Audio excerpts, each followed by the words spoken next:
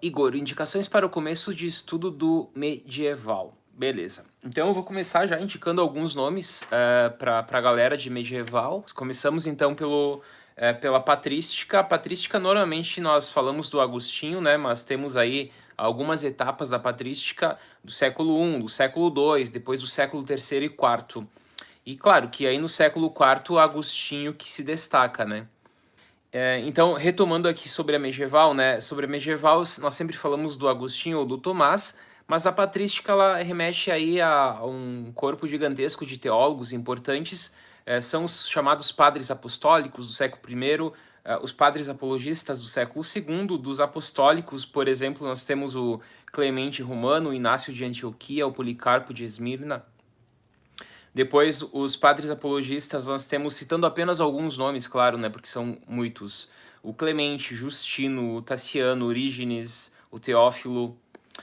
Depois, a patrística propriamente dita, que vai do século III em diante, nós temos aí muitos nomes importantes, como Atanásio, o Basílio, o Gregório Nazianzeno, o Gregório de Nissa, Nemésio de Emesa, Sinésio de Cirene, João Damasceno, Tertuliano, Ambrósio, Jerônimo, Cipriano, tem uma galera importante, mas é depois, né, aí com justamente o Santo Agostinho que a patrística atinge o seu ápice, né, com o famoso Santo Agostinho. Depois, na escolástica, eu indicaria o seguinte, outros nomes como, por exemplo, do fim... pegamos em períodos, né, 4 períodos da escolástica. O primeiro período da escolástica, que é o fim do século V ao fim do IX, eu citaria aqui o Boécio e o Escoto Eriúgena como os principais. O segundo período, que é do século IX ao século XII, eu citaria alguns nomes, como o Anselmo, que com certeza é um gênio aí para o período, sobre as provas, né, ontológicas da existência de Deus e tal, e o Abelardo e a Heloísa, né? Eu gosto muito do Abelardo, eu acho que ele é muito importante.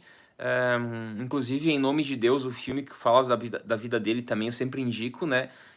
Mas o Abelardo em si, pela questão principalmente da dialética, ele é um grande nome desse período. E aí nós temos toda a querela dos universais, temos a escola de Chartres, temos a escola de São Vítor. Então é um período rico, né? O terceiro momento da escolástica, que daí tu iria para o século XIII, aí nós temos vários nomes importantíssimos. Eu diria assim que, por exemplo, é o século do medieval onde tem mais gigantes, como o Avicena, o Averroes, o Avicebron, o Maimônides, o Alberto Magno, o Tomás, né? Tomás de Aquino, Boaventura, o Siger de Brabante, o Roger Bacon e o Duns Scotus. Desses todos, o Tomás e o Duns talvez aí se destacam. Gosto muito do Duns Scotus, até porque o Duns acaba antecipando muitos debates lá na frente, né? Na modernidade. E por fim, no século XIV também uma gama gigantesca de nomes, talvez o Guilherme seja de fato um grande nome aí para a escolástica. Então esses são apenas alguns nomes que eu sugeriria, né, para uma leitura, mas há obviamente muitos outros nomes importantes.